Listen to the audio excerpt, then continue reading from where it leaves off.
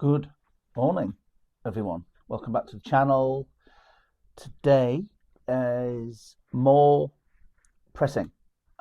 This will be the mainstay of my training. This particular day, actually, I do the three big lifts, the squat, bench, and rack pull, but I do the partial movements so as not to overly fatigue my system. So it's these 45-degree bench, 3-pin heights. Those that have followed this for a little while will know. I do high box squats, considerably heavier than my normal max door for 5 singles, and then I do block pulls for the same. And then the rest of the week is made up of more hypertrophy, except for the second pressing session where I'm trying to get a whole lot stronger. The good thing here today that I was really pleased with, that you'll see, was my attempt, and you'll see whether or not I got it at the end of the video. There was a little teaser at the beginning, 140 from the pin set at the hairline. And the reason, the three heights that I have the pin set at, chin level, nose level, and then hairline level, are what I have found, and also during my reading of the older school powerlifters that looked pretty fucking cool, I think you'll agree, was that those are the traditional sticking points. Even though it's at a 45-degree angle, but we all know that overhead crosses over to bench press. It's never the other way around. Strong bench pressers, if they never do overhead, will get on an overhead press and look a bit stupid, but strong overhead pressers will always have a better bench press.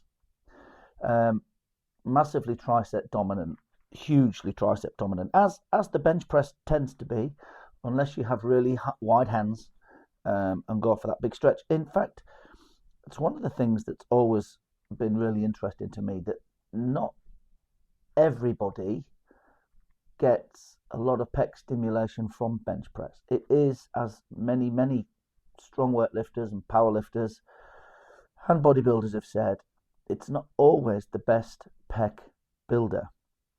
It's not the one-stop shop for pec building. Honestly, it's not always the case. For a lot of people, maybe even most people, it's harder on the triceps and front shoulders than it is on the pecs. And as long as you keep that in mind, you can vary what you're doing with it and then bring in more isolation movements to try to target the chest. But if you're just relying on the bench press, then to build your pecs, there might be a reason, unless you're one of those lucky people like Arnold was, that might be the reason why your pecs aren't quite getting the development that you want it to. Your shoulders can often do most of the stabilizing, and the triceps are taking over. But don't forget, like Kelly Starrett says, your pecs are a huge damper in real terms. And if you start to train with that in mind, you can do more things to activate them. But just bear that in mind, that it isn't always for everybody the best pec builder. But here we go. 140 kilos, or as we say, 140 kilos. Let's go. Just to say it twice, big scroll up and hits it from the hairline. Pin 35 on the power rack with the west side spacing convention for the holes. 140, hit that nice. Drop the pin back down, back to 31, 80 kilos, 10 reps on the first flushing set. And we'll do another 2 lots of 10 on these. The last set, driving the elbows forward. You can see there actually my right arm, I've got that little bit of external rotation issue where it's not quite at the same angle. I am working on that slowly. It's not getting worse, so I'm happy. This, I'm hoping, is the program that's going to blast me back up towards 200 kilos. I am currently in a small deficit, and my strength is still going up a little bit, which I'm not sure how long will last. Need to get my weight down. I do mention it, and then I still get people mentioning it again. I've got a bit of a belly, and that's fine. I'm a weightlifter, I'm not a bodybuilder, but I'm 50, so I'm trying to sort my health out. But anyway, 60 kilos.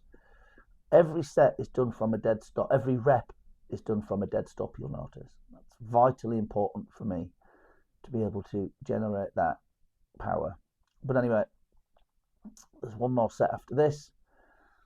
And then after this exercise, which isn't on these videos, if you're interested for me to show you, I have squatted £700 in competition, but actually 320 kilos, and deadlifted just over 300. So if you'd like to see the programs that have got me to that, happy to do it. Just let me know. But we'll do that. Anyway, elbows forward, a little bit more. It's probably more forward than you can see there, just to put a little bit more emphasis on a tricep, a little bit more emphasis on the front shoulder, a little bit of hypertrophy work these last 3 sets.